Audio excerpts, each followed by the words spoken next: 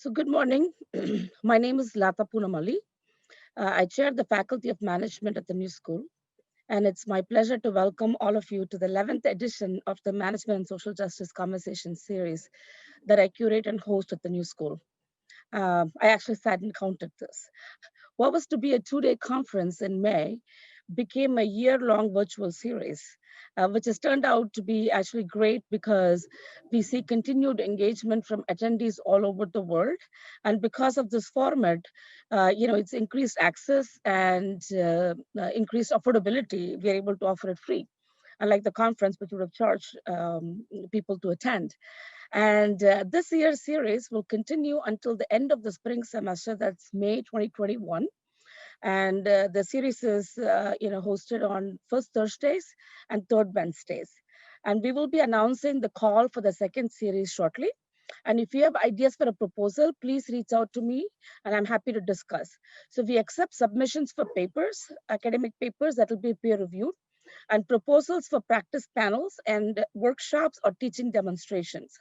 And this series hedges on a provocative proposition that all organizations are people's collectives to advance collective well-being, and organizations and management can be vehicles to advance a just and equitable world. And the building on the series, I'm also pleased to announce a new graduate class on this topic that I will be co-teaching with my dear friend and colleague, Dr. Nidhi Srinivas, this upcoming spring semester. If you're a new school graduate student looking to delve deeper into these dynamics and undergird these topics and contents with some theoretical understanding, this class called Intersections Between Management and Social Justice may be of interest to you. If you want a taste of Nidhi's excellent teaching style, you should check out the first event of the series, which was the keynote panel that he actually moderated. And sometimes I joke that the existence of the new school itself is a paradox because we are trying to capitalize progressive values in education. And that is one level facetious, but another a reality. Many socially minded organizations, be they nonprofits, co-ops, government or non-government organizations, or hybrid organizations, they also need to find ways to keep financially viable. Unlike more traditional private corporations that are legally, primarily and solely obligated to their shareholders and shareholder wealth maximizations, these social organizations have to also deal with multiple and sometimes conflicting priorities and goals. I should know I've been researching this for a while, and I also run a social venture that is highly capital intensive because it's a science-based venture. So walking the tightrope is really difficult. And many social ventures try to solve social and environmental problems in a financially sustainable fashion by innovatively co-opting or adopting some capitalistic practices such as monetizing the services and making their beneficiaries customers in some ways, fundraising through equity and things like that. And the legal firms are trying to get caught up, like benefit corporations, L3Cs, or new firms that allow these kind of opportunities. And today's research roundtable panelists explore this phenomenon in multiple facets and the role of these kind of mechanisms and opportunities in emancipation and decolonization for the indigenous people and people in the global south. The panel will be moderated by one of the presenters, Dr. Simi Joy. She's a faculty fellow at the Indian Institute of Management, Kozhikode. Simi and I are long-term collaborators and friends, and with another colleague, we recently published an edited volume on how to harness technology for social impact through what we term socio-tech ventures.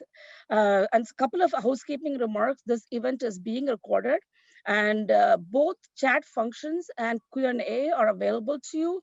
If we encourage you to use the chat for chatting among yourself, but use the question answer box to pose questions to the panelists. So thank you, Simi, for accepting my request to moderate today's sessions, and over to you, and welcome everybody again. Thank you, Latha. Okay, so Latha said, I'm Simi Joy, one of the panelists, and also doing a double act as the session chair. We have 4 panelists today presenting 4 papers discussing the issues of inclusion, decolonization, and investment, as Latha mentioned. And this is in relation to marginalized communities and groups from different parts of the world, including Brazil, Canada, and India. The communities and groups that we are exploring here are the ones that are routinely overlooked by the markets and the mainstream institutions. And they find themselves at the bottom of the hierarchy, created and perpetuated through the colonizing and other social processes of exclusion. And seeing themselves at the fringes, the question is, how do they generate resources for themselves? Can they? And do their own others' interventions help them to be less excluded and emancipated? So let's find out what today's panelists have discovered. First, we have Anna Cristina Osequera presenting her paper titled A Common Strategy for Promoting Entrepreneurship and Social Capital, Implications for Community Currencies, Cryptocurrencies, and Value Exchange, a paper she has co-authored with Benson Honig, who's also there, and Sandra Mariano and Joyce Moraes. And the paper was published in Journal of Business Ethics. Anna Sequeira, she's a PhD from University of Cambridge. She's an assistant professor of management at Kotsakos College of Business, William Patterson University. She's an award-winning educator who integrates principles of responsible management education and teaching strategic management. Her pedagogical innovations as well as her research have appeared in publications such as Journal of International Business Education, International Journal of Innovation and Sustainable Development, Journal of Business Ethics and Entrepreneurship Theory and Practice, and Journal of Business Venturing. Her professional experience includes almost 5 years in financial service organizations such as Citigroup, where she has developed business planning and new strategic initiatives involving communication and information technology. A lot of those insights you will see in the paper. And we also have Benson Honig, who's going to support her in the presentation. And he's a PhD from Stanford University, and Teresa Cassioli Chair in Entrepreneurial Leadership at McMaster University. And his research interests include business planning, nascent entrepreneurship, transnational entrepreneurship, ethics in scholarship, immigration, social entrepreneurship, social capital, and entrepreneurship in transition environments. And he has published in over 120 peer-reviewed articles. How do you do that, Benson? We have to discuss this separately. A massive number of citations, and he's on numerous editorial boards. And he serves in the community, also in the academic as well as practitioner communities. And he's been a visiting scholar in many countries around the world. So over to you, Anna and Benson.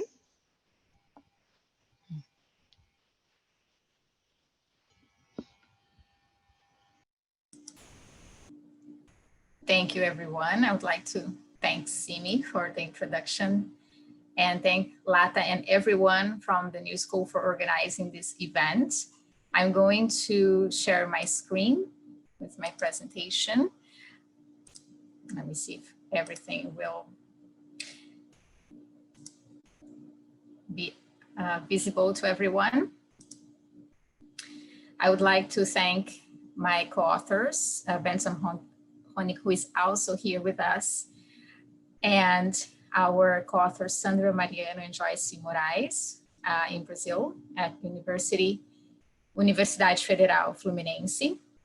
And we are going to discuss today innovations in the area of financial technology that can help bring inclusion to communities, especially low-income communities, but really diverse communities around the world.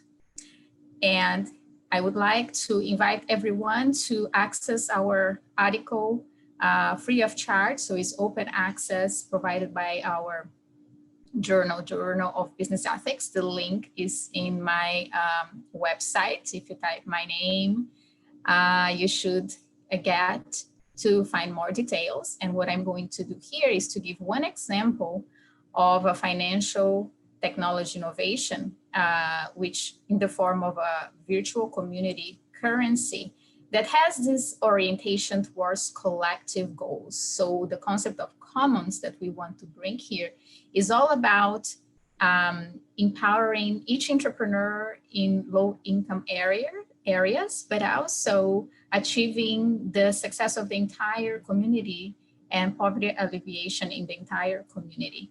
So that is really the orientation and how this is all connected to our theme of inclusion of our session today. And if you see here on the screen, mobile phone, and this is to represent how the transactions are done. The most important point is that the entrepreneur is selling a product, the buyer is providing a payment, and these financial resources, they are circulating, but within the community. So the whole purpose is to enable community members to support one another and maintain wealth within the community as a means to alleviate poverty. And I want to ask all participants all around any geographical locations where you are located to share what types of financial technology innovations have you been seeing recently in the news. We have had so many new introductions of ways for people to share, exchange economic value, even if they don't have access to banks. So for those who are really in low-income communities who cannot even have a bank account, how they would start being part of the banking system, but through these financial technology innovations. What you're seeing now on the screen is the communities and the community currencies that we investigated. So in Brazil, we identified several successful cases of innovations in this area. And even in communities that are very low income and in need of support and inclusion. And our research was qualitative in nature, and we focus on interviewing a range of individuals involved in these innovations, such as founders of community banks, borrowers, employees, and representatives of organizations in the ecosystem that were helping to bring these innovations to fruition. And what I would like to highlight with you all is what is bringing success? What can we do to help the success of financial technology innovation, and in this case, a virtual community currency, or even a paper in format, but it can also be virtual. What you're seeing here on the screen is some key points that we found that is helping to bring success to launch a new financial technology innovation. And what we have to highlight here from this research is the interaction with cross-sector participants, public, private, and nonprofit agents, even before starting up an organization to launch the financial technology innovation. And what I have here to share with you is some quotes to illustrate. So the first quote here mentioned how the entrepreneur took a bus with teachers, business owners, legislators, members of community groups, union representatives. So we are seeing a lot of different sectors, public, private, nonprofits. They all went together to learn how to implement this financial technology innovation by going to another organization that has already done this. And then when they decided, let's launch our own new venture, the other quote that you have here is exemplifying that they decided to do a mixed organization, as they call, by having representatives from all these sectors in the administration and in the decision making. And all these details you can find in our paper. So here I will try to be more concise. Now, what are some insights to expand the adoption? So have buying the entire community of this financial innovation to help everyone alleviate poverty in this community, bring everyone together.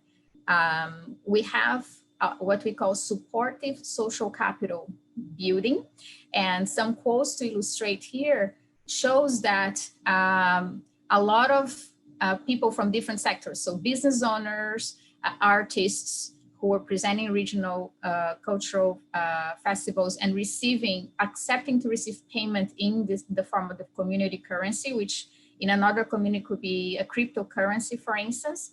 They all are participating together to make this work. And even public workers receiving part of their salary in the community currency and then circulating this currency within the community. So everybody really focusing on achieving collective goals as well.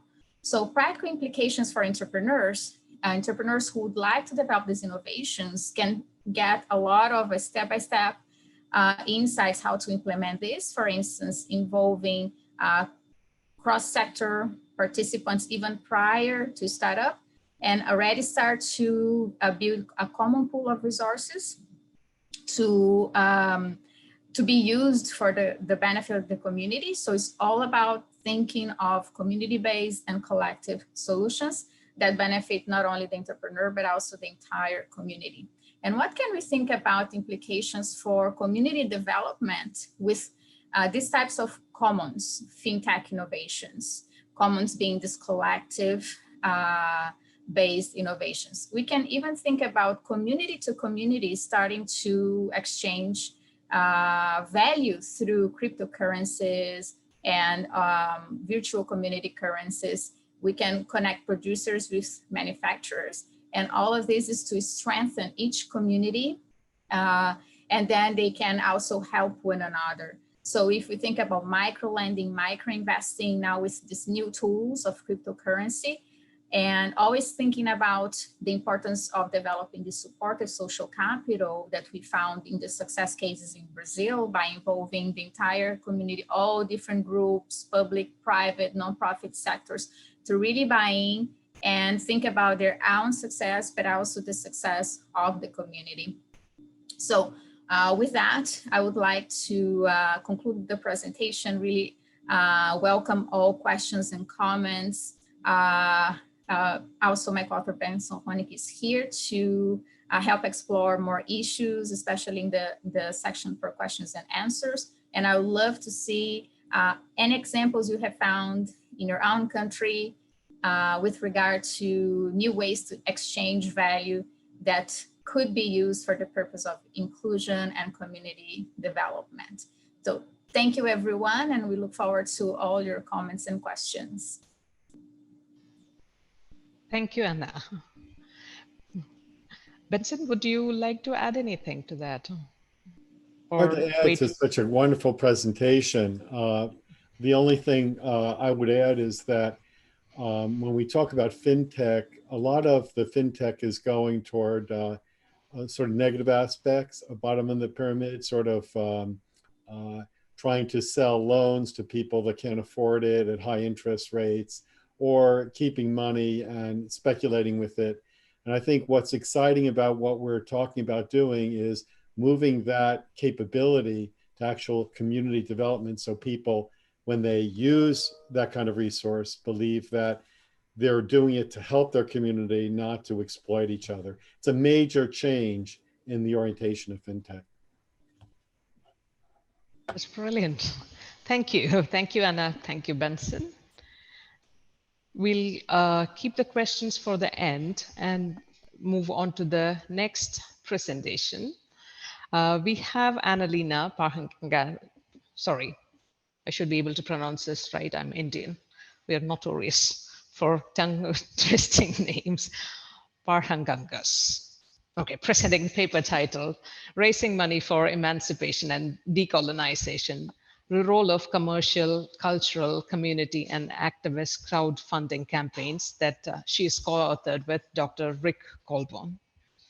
Annalena is a PhD from Helsinki University of Technology and is a Kingland professor and associate professor of entrepreneurship at Iowa State University, Ivy College of Business. Her most recent research focuses on entrepreneurial communication and how it may level the playing field for entrepreneurs and innovators that have been traditionally overlooked by business angels, venture capitalists, and banks. Such underrepresented groups in entrepreneurship include women, immigrant, indigenous, and senior entrepreneurs. Her research and teaching have won many awards. Her research is published in top entrepreneurship and management journals such as Journal of Business Venturing, Entrepreneurship Theory and Practice, Organization Studies, and Research Policy.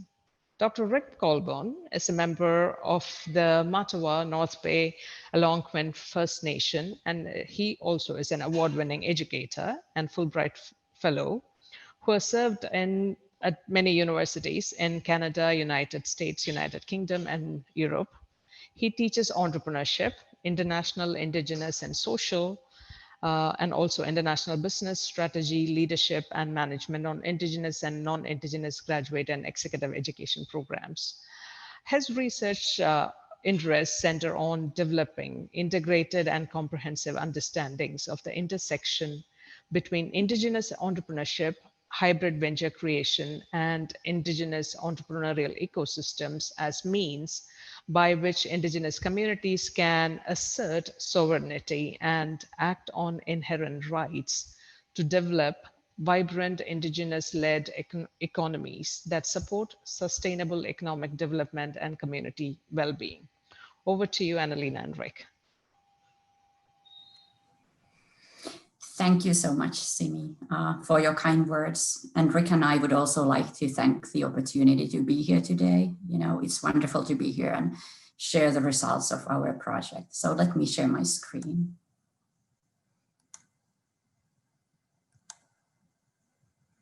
Here we go. So this is the crowdfunding page of the Aamjiwnaang Water Project. The Aamjiwnaang First Nation is surrounded by Canada's Chemical Valley that produces a lion's share of Canada's chemical products such as pesticides, fertilizers, and gasoline. The pollution from large industrial facilities exposes this indigenous community to high levels of toxins that create cancer, asthma, and other serious health conditions.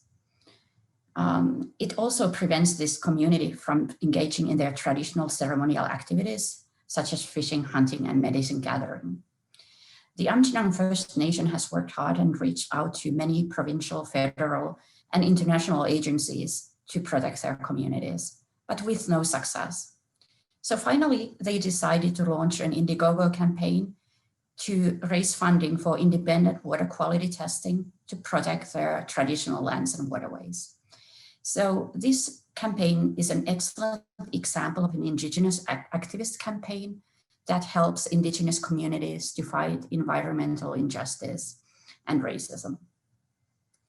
So in this paper, we take a step away from the traditional notion of entrepreneurship that focuses on individualism and wealth creation, and we see entrepreneurship as a way to emancipate marginalized groups of communities, groups of people, and for them, it enables an opportunity to break free from the constraints that they face.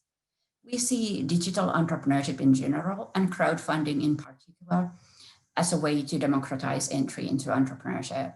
However, we don't know much about how Indigenous communities use crowdfunding to meet their socioeconomic goals. So in this paper, we want to create a typology of Indigenous crowdfunding campaigns and identify some communication strategies that they use to advocate change by these campaigns. So we collected data from more than 1,400 Indigenous crowdfunding campaigns on many different platforms. And in here, I should probably define crowdfunding. So it is attempts by individuals or groups to raise small sums of money from large groups of people over the internet. And by using this definition, we came up with 4 different types of Indigenous crowdfunding campaigns: commercial, cultural, community, and activist campaigns.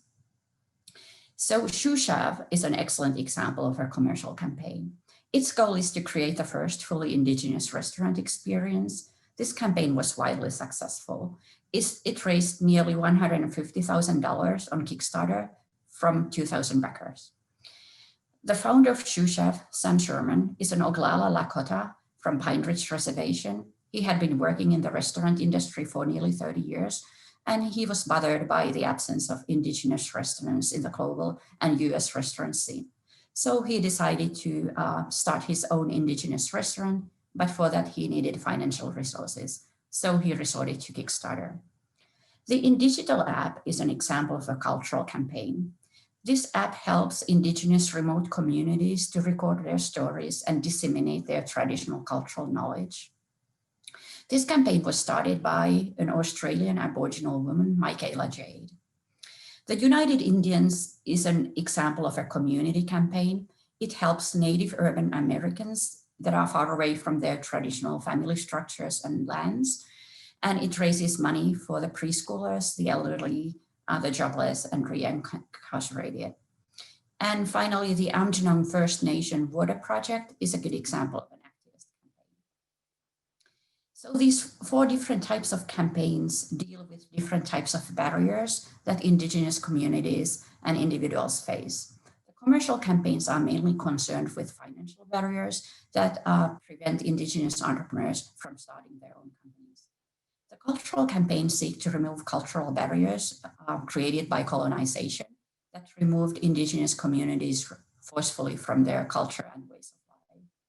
The community campaigns seek to remove joblessness, poverty, and poor health conditions. And while these first 3 types of campaigns seek to fix the world as it is, the activist campaigns basically want to create a new type of a social and political order that is more just and equitable for Indigenous communities.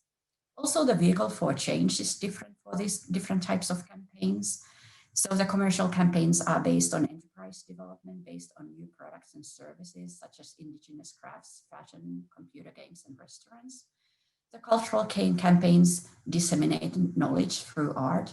The community campaigns seek to build stronger and healthier Indigenous communities, while the activist campaigns focus on land rights, social justice, and human rights. Also, the role of indigeneity and how it is expressed in these campaigns is different. Commercial and cultural campaigns see indigeneity as a resource or competitive advantage. For instance, the cultural campaigns produce cultural artifacts inspired by Indigenous culture. The community campaigns see Indigenous communities as recipients of campaign outcomes, whereas the activist campaigns seek to renegotiate the position of Indigenous peoples in the current world order. Also, the role of backers or funders is different. The commercial campaigns treat backers as consumers. Cultural campaigns sees them as students or patrons of Indigenous arts, whereas the community campaigns, they attract philanthropists and backers with altruistic motivations, whereas the activist campaigns seek funding from advocates and activists with moral, political, and ideological motivations. So I'll just say a couple of words about the communication strategies these different campaigns use. It's for all of them, it's really important to demonstrate authenticity by communicating indigeneity. For instance, the commercial campaigns use Indigenous symbols and artifacts embedded in their campaign products. The cultural campaigns seek to educate Indigenous and non-Indigenous audiences about Indigenous culture and traditions. The community campaigns typically insert references to the oppression and discrimination that Indigenous communities have experienced. The activist campaigns do the same, but they also want to exemplify the strength and resilience of Indigenous communities and seek to create a separate Indigenous identity outside of the dominant structure. To wrap up, we identified 4 different types of Indigenous crowdfunding campaigns that may act as pathways for emancipation and decolonization. And by doing so, we explore the role of crowdfunding in boosting entrepreneuring in situations where the traditional sources of entrepreneurial finance may not be available. So we would like to thank you for your attention, and we look forward to your questions and comments. Brilliant. Thank you, Annalena. Would you like to add anything, Rick? I think a great presentation. I think it captures our work. The other thing to keep in mind is that anytime that we're looking at Indigenous crowdfunding or Indigenous economic development, where we also have to look at that in terms of it's acting on inherent rights. So it's a way to assert a way to assert our rights so that we can act and create sovereignty and self-determination and self-governance. And so that's a key piece, not only for the communities, but in terms of the research that we're doing to support that. Great. Thank you, Annalena. Thank you, Rick. We'll move on to our next panelist. We have Dr. Priya Nair Rajiv presenting her paper, Community-Based Organizations and Institutional Voids in Emerging Economies, Case of Nenmeni in Kerala, India, which she has co-authored with Professor Sumit Mitra and Simi, which is me. Priya, she's trained in participant-centered learning from Harvard Business School, and she holds a Ph.D. from Indian Institute of Technology, Madras, India. Award winner throughout her academic life, she has been the founding head of the Center of Excellence for Social Innovation at IIM Kozhikode, and is an associate professor in organizational behavior and human resources area. Her areas of interest include women in management, women entrepreneurs and micro-entrepreneurs, community-based organizations, CSR, and social impact. She engages with stakeholders in social, government, and corporate sectors through training and research-based consulting assignment. Welcome, Priya, over to you. Oh, sorry, I missed Sumit there. Professor Sumit Mitra, he works, he's a professor at Indian Institute of Management, Kozhikode, in strategy area. And his areas of interest include entrepreneurship, women entrepreneurship, and micro-entrepreneurship. And he is the acting head of the Center of Excellence for Social Innovation at IIM Kozhikode at present. Over to you, Priya.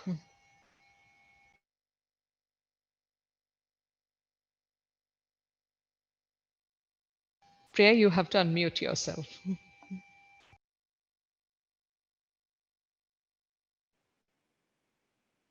Good evening to everyone. And let me start by thanking Latha for this wonderfully organized series. And it's really great to be here and share our paper as well as listen to so many excellent presentations this evening. So I'm going to present this paper on community-based organizations and institutional voids in emerging economies, with special reference to a water project called Nenmeni in Kerala, India. And I present this on behalf of my two co-authors, Professor Sumit Mitra and Professor Simi, both of whom have joined us this evening. So let me take you to the context of our study.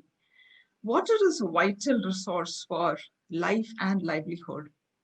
And the context of our study is a rural water supply scheme called Jalanidhi. Now, what's unique about this water supply scheme is that it is a scheme funded by the World Bank and supported by the central government as well as the state government of Kerala. The need for the scheme arose because water supply in the state was provided by the government, which was free, but often erratic and very inadequate. In response to this water scarcity in several parts of the state, there arose a need for a new project that would reach water to every village in the state. And that was the genesis of the Jalanidhi water supply scheme. There are over 5,800 water supply schemes under Jalanidhi all over Kerala. Many of them are very successful in not only supplying water, but have extended their roles to enriching the lives of rural villagers in many ways. So our motivation in this study is to look at one such exemplar, the Nenmeni Shuddha Jala Vidarana Samiti, and how it has evolved as a community-based organization and provided an equitable distribution of this essential and vital resource like water to all people, and has included the poor, the socially backward, as well as the marginalized people, and ensured that they too got their due share of water. In emerging economies, we often find the state to be inadequately prepared in offering public utilities, and market mechanisms and institutions have very little interest there. It is in this space that we find community organizations, community-based organizations stepping in and filling that institutional void. The challenge today now for community-based organizations is how do you manage these two very different, often conflicting objectives of one, providing a public service, and at the same time ensuring that inequities in the society are reduced and the marginalized and the socially downtrodden people are also co-opted and included in the management of these services. So our interest was to explore an exemplar in this case, a community-based organization called Nenmeni Water Supply Organization, and to look at how they are able to take together these twin objectives of supplying water as well as ensuring inclusion of marginalized people. So when we looked at Nenmeni, we found that they were able to generate several internal capabilities. And it is this internal capabilities that help them sustain themselves as a community-based organization, provide very good water supply to their village, which comprises of about 50,000 people, out of which more than 2,500 belong to the socioeconomically marginalized section called the scheduled caste and scheduled tribes. So how were they able to include them and create a structure, processes and systems which was able to offer exemplary service? So we find that they had built internal capabilities in three major categories. The first one was stakeholder engagement capabilities. Now, in terms of stakeholder engagement capabilities, the first level was to engage the community members. And the community members are the villagers who live together, and all of them had contributed to this project in a participatory manner, and now were beneficiaries of the water supply scheme. So Nenmeni had developed their bylaws as well as their systems and processes, which included ways in which an executive committee would be selected, would be democratically elected by the members themselves. And every member who was part of that scheme had a vote, and they were free to choose their executive committee. The committee met very frequently, and all matters regarding the administration of the water supply scheme was discussed among these community members. So they were able to create a very fair and transparent system of managing this project from among people chosen from the beneficiaries. The second part of stakeholder engagement was engaging with the institutional stakeholders, like, for example, the local self-government, which is known as the Gram Panchayat, as well as the local political leaders who have a lot of influence in running government offices and other institutional connections, which Jalanidhi or Nenmeni had to work with. So as an institutional arrangement, the member, the head of the Gram Panchayat was also a member of their executive committee. So there's a lot of interactions and exchange, and the local self-government became a part of the administration of the beneficiary group. They were making that relationship strong and helping them in the administration of the water supply scheme. The second aspect was with respect to asset management. Now, being a water supply scheme, it is very important to protect the water, the freshwater source, which is the Nolpura River, which was a source of water. So the community-based organization also had methods by which it protected not only the river, the source of water, but also the nearby forest, so that the water continues to be perennial and it is not polluted in any way, because that was a source of water that went into purification and then was supplied throughout the state, toward the village. And also in terms of managing the physical assets, they had several physical assets, including water, the pumping station, the water pumps, the water purification unit, the tanks, as well as the pipes, which distributed water and reached it to every single household. And finally, financial capital. A prudent financial management was very critical because it was from these extra funds that they collected that they were able to provide services which went beyond the water supply. And the third important capability was, how do you create the organizational capability and the management and the leadership ability within community members to run a scheme like this? Because we need to understand the community members are mostly have very little education. They're farmers and rural people. And not all of them have the understanding, the education, or the technological knowledge to manage a water supply scheme. But the beauty of this water supply scheme was they were able to create that human resource capability, build that local leadership so that they were able to run the water supply scheme effectively. They had responsiveness capabilities, interacting with all stakeholders, which were important for the sustained development and operation of the scheme. And finally, dissemination capabilities. Nenmeni today offers training in water purification, pipeline, testing water quality to other villages as well. So it's almost become like a school for water management to the other neighboring villages. And this dissemination capabilities is something which it uses very effectively. So our interest was to find out what was unique about the way in which Nenmeni was run, which makes it an exemplar CBO. The first point that was their adherence to structures and processes, and particularly with respect to a representation of the marginalized and the downtrodden. So the election system, the composition of the executive committee, as well as the various subcommittees, all of which ensured that there was adequate representation from the poorer people and a good number of women who were given a very critical role in decision making.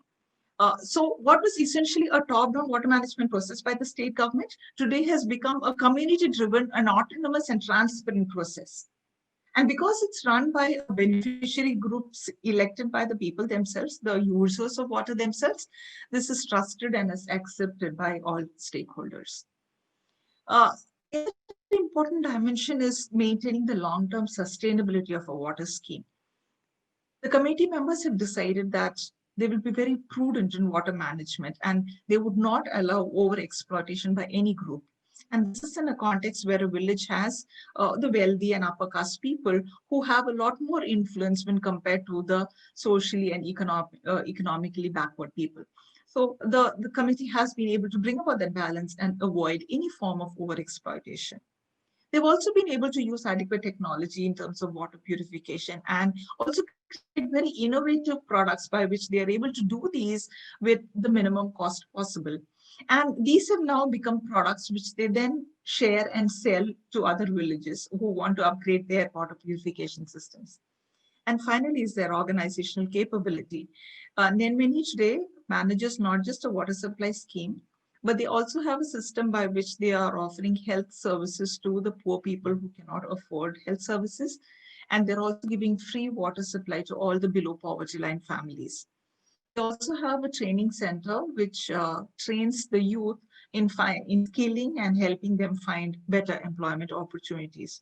So in a sense, the CEO has extended its role from being just a manager of the water supply scheme to an NGO in that village. So what really are the implications of such a model?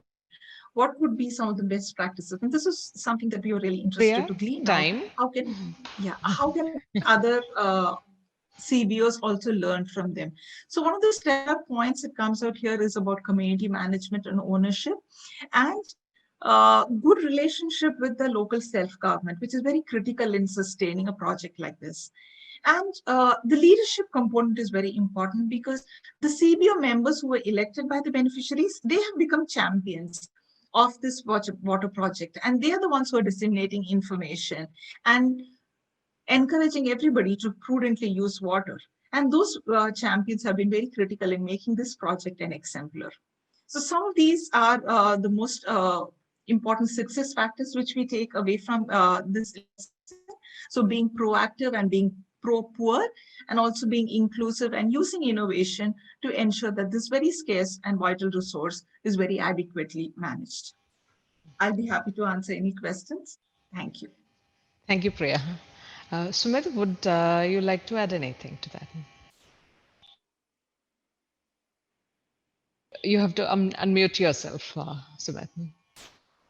Two areas in which we can look at it from the theoretical perspective, because one of the theoretical perspectives of community-based organizations is a envisaged future for the village, for which community members are willing to put in their individual stakes and volunteers. That is one perspective taken, well as Sophie Bach and others take the other perspective that it is less of that, it is more of the internal organizational capability, structuring, functioning, which drives this sort of CBOs. And it seems in our case that it is more of what Sophie Bach is saying, because we didn't find really a village level overall overwhelming interest of the future of the village which is working, but it is a structural system, functional system, which is actually bringing in the effectiveness of the CBO. This is one area, and the other area, one area of theory where we are hoping we can make some contribution. The other area of theory is what Meyer, Marty, and others talk about in terms of influencing the existing institutions through some sort of an institutional entrepreneurship, which also becomes visible here because you have the existing institutions of power, politics, patriarchy, social hierarchy, which is currently existing and which is attempted to be modified and changed through the intervention of many. So I think these are two theoretical areas in which some contribution, this is an ongoing work, so we are hoping to make some contribution. Thank you. Thank you, Priya. Thank you, Sumit. Okay, now we are on to the last paper. This is my paper. It's titled Financially Included, Beneficiary Perspectives on Inclusion from Uttar Pradesh, India. In terms of my background, I hold a PhD from Case Western Reserve University, and I currently hold a position of faculty fellow at Indian Institute of Management, Kozhikode. My research focuses on social innovation and social enterprises that mainly target inclusion and empowerment of marginalized and underserved groups that spans public, private, and non-profit sectors in India, UK, and the US. And I try to articulate the perspectives and experience of actors whose voices are currently underrepresented, with the hope that that might influence policy makers and organizational leaders. So moving on to my paper, I'll just share the screen. Okay.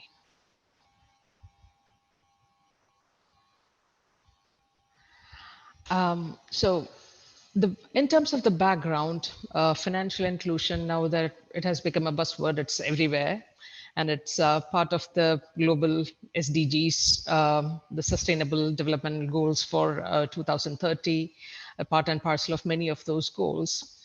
And the developmental agencies promote the idea across the world, and many governments have taken that as part of their formal policy initiatives. And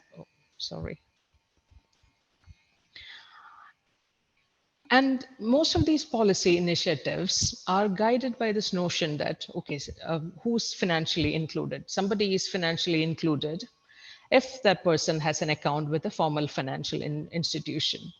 And there are these comparative studies where they periodically collect data from different parts of the world. And this is the primary indicator by which they assess to what extent a country is providing financial inclusion to all its population. And of late, it has moved on to also looking at to what extent people are actually using these accounts, because there is a big gap between the number of people who have the accounts with a formal financial institution and the people who are actually using that to do any kind of transaction, be it transferring money to someone else or borrowing loan, making borrowings in something. Now the question is, is financial inclusion a mere matter of market linkage? Just by providing an account in a financial inclusion, can we claim that we have provided, we have enabled financial inclusion, we have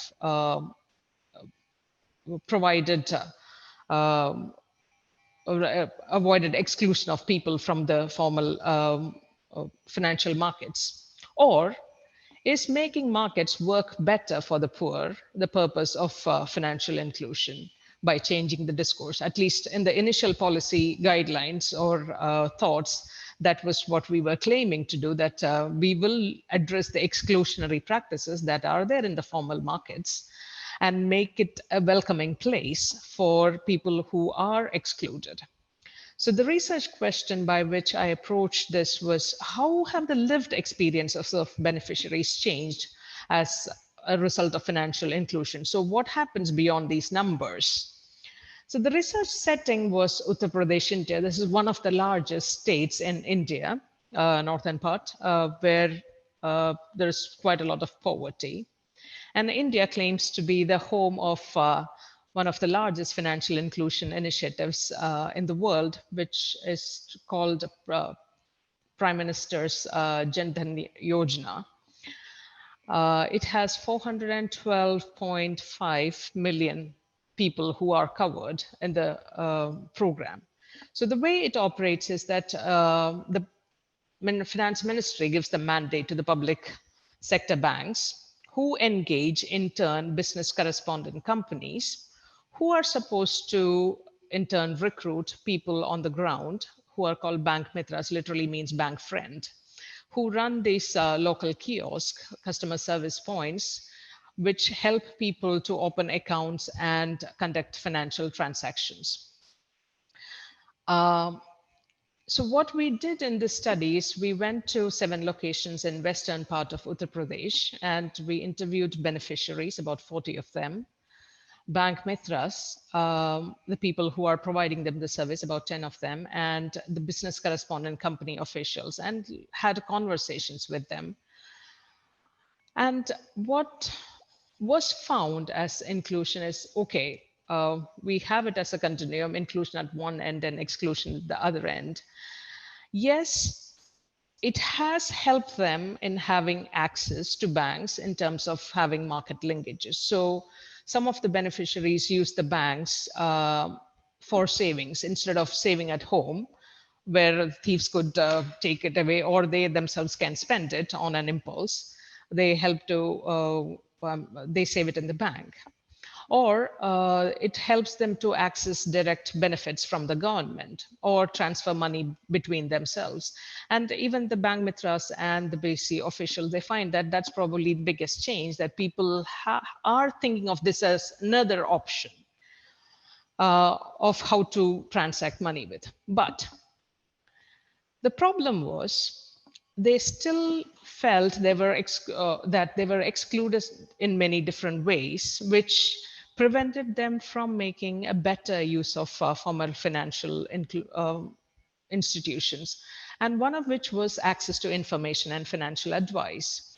So most of them, they knew, okay, they probably needed some information, but they did not know who to go to. And what happened in most of these customer service points, that they're usually very crowded. So an advice giving will take more time than other kind of monetary transaction where you deposit money or withdraw money. So they tend not to offer those services. Or they did not have much information or expertise to advise them on more complex financial products, even like be it loans or be it insurance or pension, those kind of things. So like, even though there were products tailored to them, or supposedly, they did not have information to be able to act on that. And the next was the product and service design. So the government had launched a number of products saying that, okay, these are targeted at poor. But the problem was they thought of poor as a homogeneous group. Poor are heterogeneous. Their lives are different. their income patterns are different, and these product designs did not take that into account.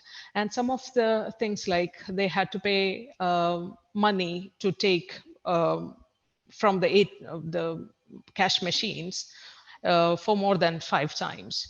So some of the people who had started using that, once they found that these terms and conditions didn't really suit them, they stopped using that.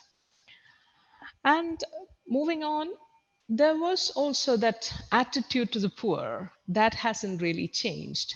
And one reason was, if you look at the system justification theories, it was very much done by the use of transaction cost, saying that, okay, poor, they come with small ticket size, our transaction costs are high, we can't service them at that price.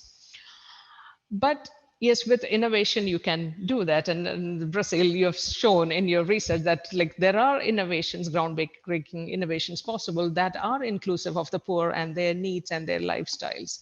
But like most of the private sector institutions, they are not willing to go that way. And there is a social attitude also to the poor, the tendency to look at them as the bottom of the hierarchy who don't deserve respect. So they say that like in many of the bank branches, if a poorer person comes, the bank employees wouldn't even pay attention, and the bank would not employ more competent employees in areas that serve poorer people.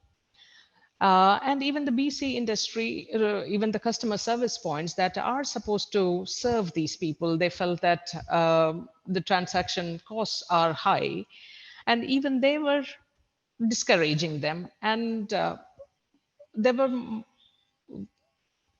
and the product designs became a problem. Some of the BC companies, they wanted to negotiate with bigger companies to do product designs, but they wouldn't look into that. So the implications of it. So are the markets beginning to work for the poor? We say that we have these indicators coming every few years saying that, okay, we are more financially inclusive than before. But is that only in the numbers, or is there a true inclusiveness in terms of experience? If that's not there, what should we do? How can we address some of these issues? Where should they go? And how do we measure progress? So the indicators or the policy decisions, all the developmental agencies, they go by the numbers. Are these good indicators?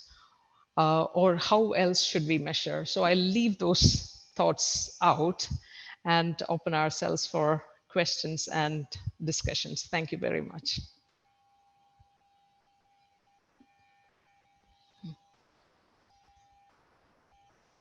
Okay, we have to.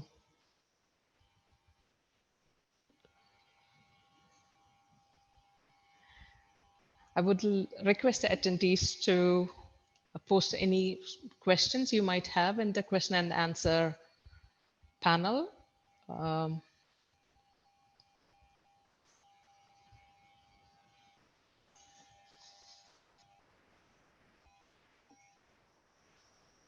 Or to get us started, probably. I was very intrigued by Anna's and Benson's presentation. So how did this whole idea come about of community currencies?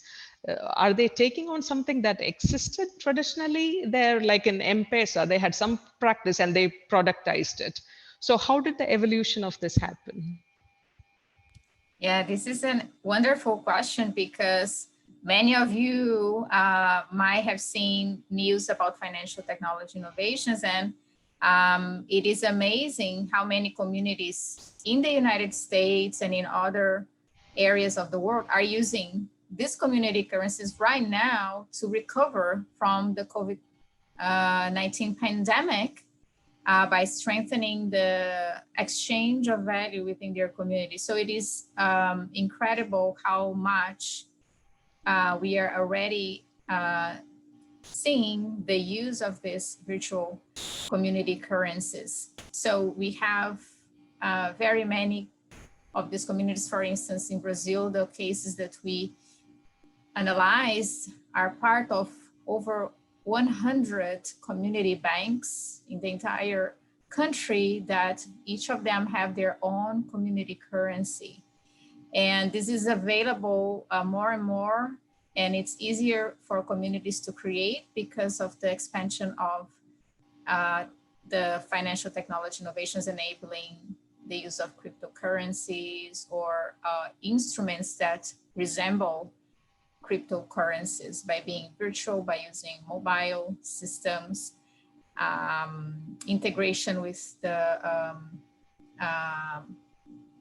in this case of Brazil, banks and telecommunications companies cooperated with community banks to allow this innovation. And then the very distinctive feature is that you will circulate this community currency only within the community. So that was a huge financial technology innovation to enable the geographical restriction with the purpose of really uplifting that community and enabling the value to remain within the community. So each resident is helping the other by purchasing locally products and services.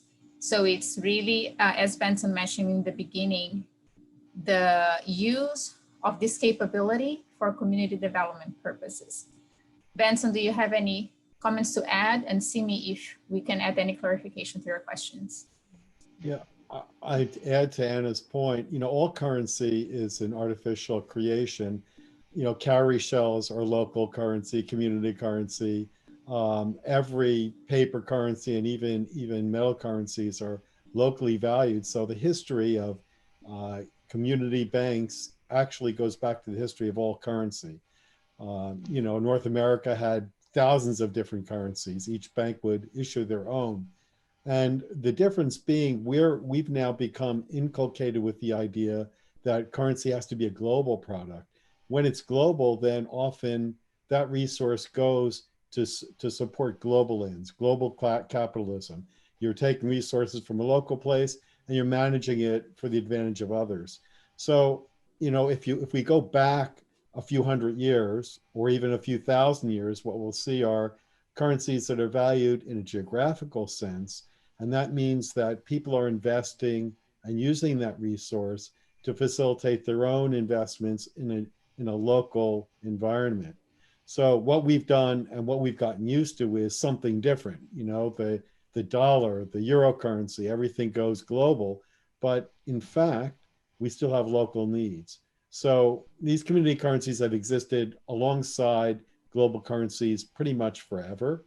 And what we're seeing now is they're becoming more politicized. People are realizing, wait a minute, I can benefit my own community by issuing this and support local actors that are, instead of that money going off to be invested somewhere else, it's going to stay in my own community. So, I think we need new sources, new alternatives to capitalism.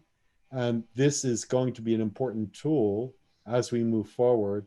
And as Anna says, combined with, new fintech and blockchain technologies, they might even be facilitating that localization of community development. Yeah. Fantastic. There's a question from Sumit. How it is different from barter, the community currencies? Can I add something, Simi, here along with that? Absolutely. Yes. Yeah.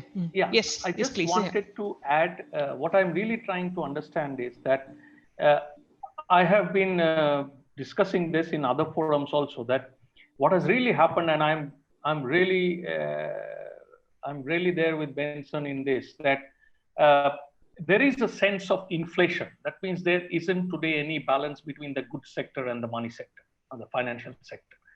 And so the financial sector, so what we say in very traditional basic economics is there is much more money chasing much little goods. So therefore you have inflation, you have everything else.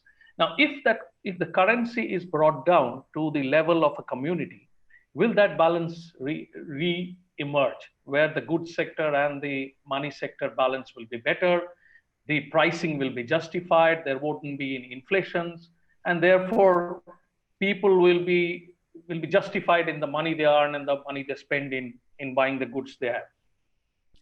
That's a great question. I'll share my viewpoint, and then Benson, I invite Benson as well. So that's a fantastic point, because we see the empowerment of the community to establish their own rules for their self-development. So it's really a wonderful tool for self-governance and empowerment, because the community is free to establish what are the rules. If you would like to have a parity one by one with the official currency, and which currency would you like to have official currency or parity or not? Because in the case that we are analyzing Brazil, anyone who would go to the community bank, they could exchange their community currency for the official country currency. And it is possible for any agent who is managing this community to establish what is it. So to have a control and then to localize as much as they prefer to achieve these collective goals. So that is really the instrument now. And even with the rise of cryptocurrencies and all those other financial technologies that enable even more transparency, more control, to really have a lot of social entrepreneurs emerging in this area to leverage all these capabilities, establish the rules, to really think about the community development goals, and take a good look on all the issues that you mentioned to actually prevent this potential detrimental effects and focus on producing the more beneficial effects. Any additions, Benson? Yeah, first of all, on the question of bartering, I think all currencies are essentially a way to expedite. Bartering is slow in that you need a buyer and seller to agree on the same items, and a currency is a mutual exchange that everyone agrees on.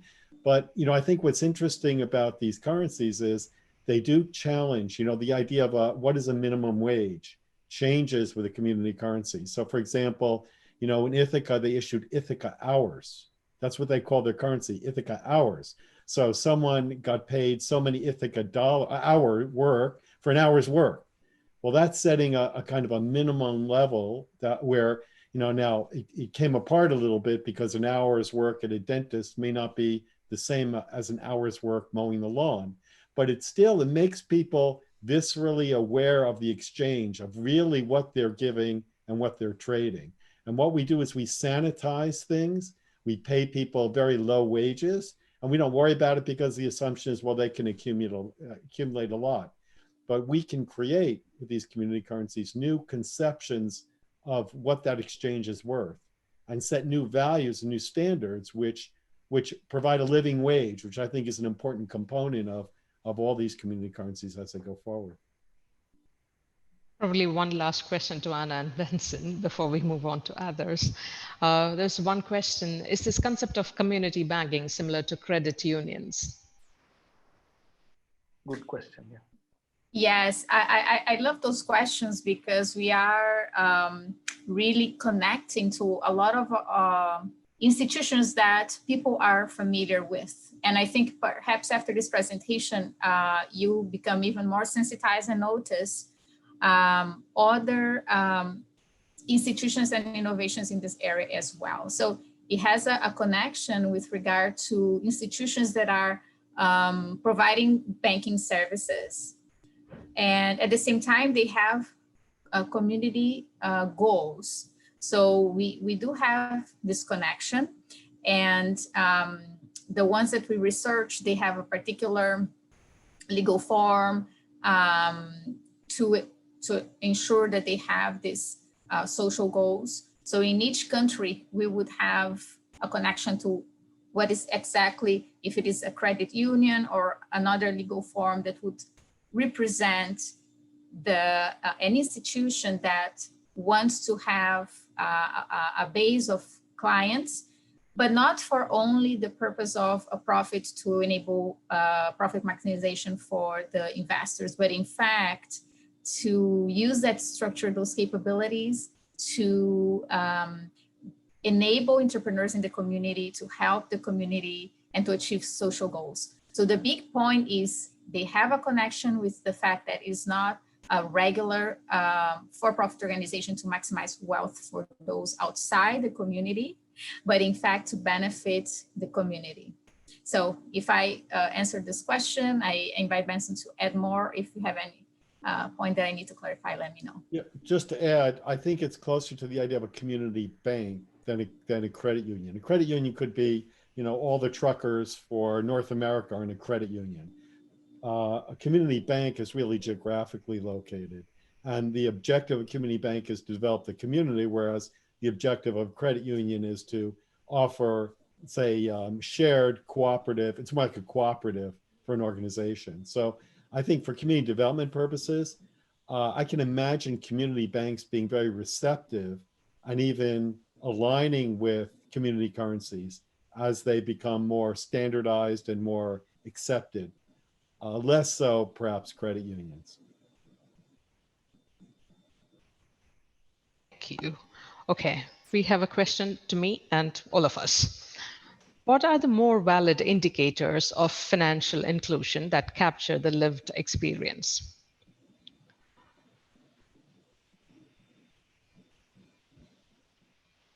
I think we have to bring in sociologists to do this rather than economists. Because oftentimes what we measure is what we can measure rather than what we should measure. That's a problem because we look at only large national level panel data because, I don't know, somehow, sometimes we are arrogant to think that we can change the world by one sweep and then the world will just fall into place. But we have to look at probably local indicators. So just as you are looking at these communities and their experiences of how they create transaction and the values. And I don't know if that should be or can be universalized. So that experience in the microcosm probably is the way to go forward, but how to do that from a policy perspective and to replace this large panel data, I really don't know. So I would welcome ideas from other panelists. I guess I would ask, what do you mean by capture the lived experience? The lived experience of what? And I think fundamentally, what do we mean by financial inclusion, right? Because I think there are different ways to understand that. I like the conversation around what we've been talking around on the currency side, because I think there's an opportunity for communities, indigenous communities, to kind of emulate that as a way to create sovereignty, as a way to assert rights that we haven't even thought of. So it's a great idea. I love it. I'd love to talk more about that. But again, for me, it comes down to what do we understand by financial inclusion and exclusion? What does that actually mean on the fundamental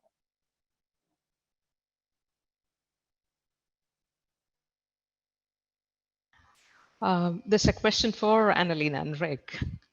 Does crowdfunding indigenous projects empower them or transfer accountability away from the government or actual polluters?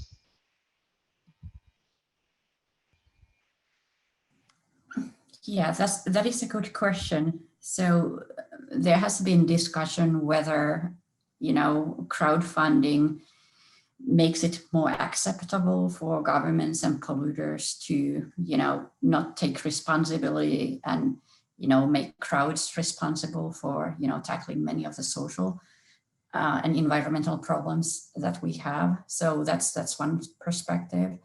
But on the other hand, at least the activist campaigns, they are taking a very aggressive approach to bring the governments and then also the large corporations and make sure that they take responsibility of some of the social problems and the pollution that they cause. So I think there are two ways to look at it. So Rick, would you like to add something? No, I think if we look at the categories, they demonstrate sort of how communities have kind of broken up their perspectives, right, in terms of individual opportunities and community-based opportunities. And I think some of it relates to, when we talk about empowerment, we're talking about indigenous communities who are subject to the Indian Act, who aren't empowered, who are struggling in the mud of federal and provincial oversight and impinging on their rights, who never had a chance to, we're still struggling with that. Colonization is a real thing. It's a daily lived experience. And so crowdfunding is one channel to address a lot of issues, right? I see that the activist funds for me are a way to act where nobody is acting, right? The community side is to bring in extra funding where communities and governments aren't, responsive to the community. On the commercial side, for me, it's mainly about indigenous entrepreneurs who don't have access to funds because of their marginalized status or whether they're on reserve or off reserve. And it's a way for them to aspire to developing ventures. But in all cases, even on the, my experience with indigenous entrepreneurs is that they're always looking back to community. How do we give back to community? How do we support community? How do we rebuild culture? How do we, those are always thoughts or part of the aspirational piece of that. So I think, that would be my response to that. Can I just add here? Are we saying that the community funding is coming primarily from members of the same community? What do you mean? The entrepreneur, wherever he's trying to act, or is it out? Go ahead, please go ahead. Yeah, so the way to kind of see that is you've got community-based ventures and individual ventures, right? So, and they can be entrepreneurial hybrid ventures. So indigenous sort of individuals, typically the revenue is generated for the individual, but it gets fed back into the community sometimes through contributions back into the community or through the kind of work that they're doing. Community-based ventures, depending on whether they're integrated or whether they're differentiated, are contributing either directly through the ventures that they're doing, or the ventures invest back in. And then you've got the big ECDEV cores, right, that are involved. So why I'm asking this is that if it is a problem of a community or a individual entrepreneur within the community, and the funding for their activities are coming from members, largely the crowdfunding is coming from members of the same community, one can look at that as a sort of a movement, that there are more people buying into the idea that you want to protest, or you want to get out of that squeezed in spot between the federal government and the state government. And there are a lot more people who are supporting the idea by way of putting in crowdfund into the idea. So yeah, so it extends their network, right? So it extends their network to potential allies. And so we see, as and again, Annalena, please jump in. One of the things we're looking at is that geographic piece, right? Are the funders really kind of stuck within that network, or is there a larger ally network that has a much wider geographic focus? But the dynamics are all about empowerment, because they live colonization every day. It's still there. Yeah. A question I have for Priya and Sumit is that how important is leadership in this? So sometimes with these initiatives, there are people who pick these courses, they run with it. And what happens after their term? Will there be continuity, especially the community-based organization and all these initiatives that are rooted in the community? So how do you ensure sustainability for these movements? They are good when they are running, but are they people dependent? I think the paper itself, I'm sorry, Priya, I'm just taking the turn, but you could just pitch in wherever you want to. Yeah. So I think what we are looking at is, when we are saying it is going to be a lot of process and systems, we are reducing our dependence on individual leaders. And so the continuity, if it is through processes and systems, the continuity goes on beyond a particular leader. I would look at it that way. Yeah. Yeah, please. Yes, if I was to add, one of the features we do see is that initially in the founding of the beneficiary group and the initial years, when those processes and systems are being put in place, at that moment, leadership is crucial. As these processes and systems evolve, it becomes less person-centric and more process-driven. And that would ensure the sustainability of the organization. That's what we see at Mainmail.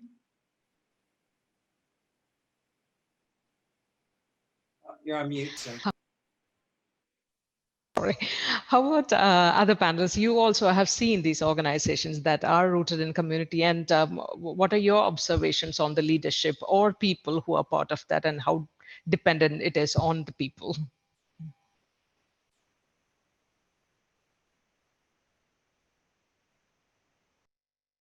Yeah, I would particularly. Sorry, yeah. You know, I do a lot of work in Africa, and I have to say that I mean, obviously, leadership is the critical issue, and vision, leadership and vision. So, if these things don't come from the bottom up, you can't get a community to rally around you with an outsider. It has to be an insider that gets people aligned and working together in the same direction. So you can, and it's very difficult to prime an insider. So in the end, you've got, you know, elements of charismatic leadership. You've got elements of, you know, for one reason or another, someone decides that that's their moral imperative to really take the organization or the community and move it forward.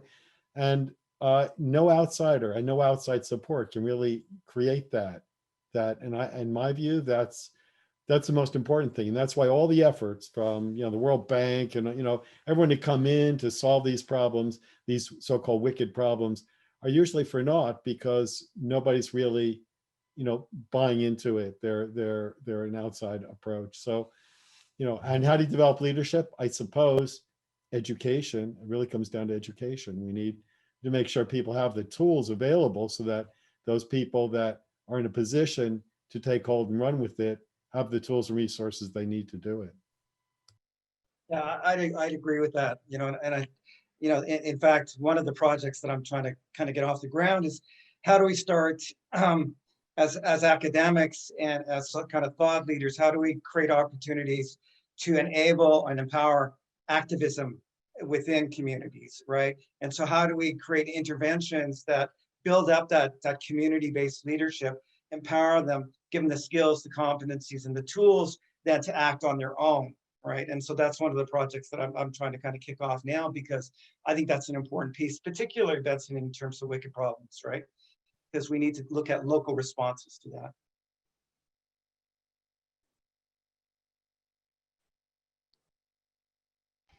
Sumit, you had a thought there? No, I think I agree to what is being said. The only thing that we saw in our project is that, and Priya can add here, is that the leadership, you're absolutely right, it has emerged from within the community, but it is a formalized process. You have a president of the community group, of the CBO, who is elected for a period of time. They have a proper process of bringing in a president. And as you correctly mentioned, in the selection of the presidents, the personality, the persona becomes important. The charisma that he's bringing in does play a big role. But only thing which we are trying to, which what we have noticed is that the process is considerably formalized.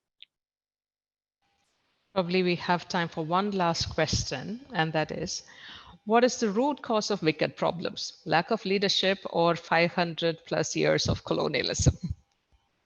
I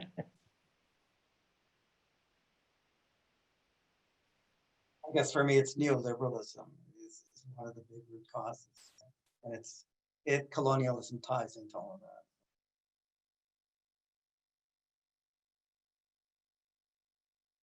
All right. Yeah, great discussion. Any last thoughts from the panelists on any of the things that we discussed or anything related? I think it's a wonderful session. I think I really appreciate you organizing it, and the New School and all the organizers here. We as academics need to be pushing forward on what new approaches to inequality we can be developed, and business schools particularly, but right across the board, we need to be doing this. And I see this kind of session as being leading the charge. Really, this discussion needs to be much larger, much greater, in more venues, and it's wonderful to see it beginning. And I have to thank all of you for putting this together. Thank you. Thank you for that thought. And I would invite Latha for her concluding remarks. Thank you, all the panelists. Really enjoy being here and having these great ideas. Yes, this was such a great panel, and so close to my heart, because I think we need to constantly, it's like a perfection is the enemy of progress, right? It's not like we can reach there until we keep experimenting and innovating new things. And the thing is that, like, the interesting last question, I was just laughing when I read the question of, like, what's the root cause of wicked problems? Lack of leadership or 500 plus years of colonialism. And the fact is that, um, I have I have a colleague at the New School who's a philosopher who talks about ethics as we live in the ethics. And I've heard this because my son is a student, so I hear from him more than I hear from her. And so we live in ethics, and we live in this colonial, post-colonial, neoliberal environment, and we have inherited all these things, and we live in it. And that's kind of my question was, like, how do we deal with this very complex and nuanced approaches that, there are some things that we need to overthrow, but while that is getting overthrown, we have to also continuously invent and reinvent different forms of organization, different techniques, different methodologies, and how do we actually adopt and co-opt some of the capitalistic neoliberal inventions themselves. And so this was such a fantastic panel. Thank you so much, panelists, for this, really interesting ones, and your insights and participating.